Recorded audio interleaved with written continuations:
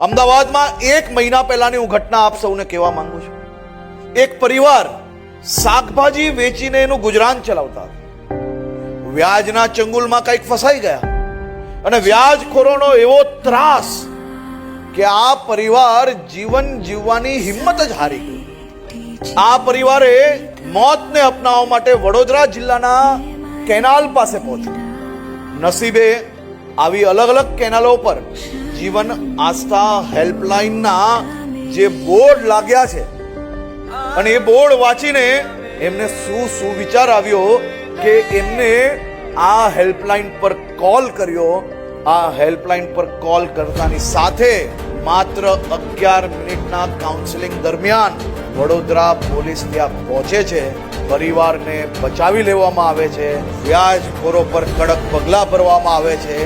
આજે એ પરિવાર વધુ હિંમતથી વધુ ખુશીથી શાકભાજી વેચીને ખુશાલ પરિવાર ચલાવી રહ્યા છે.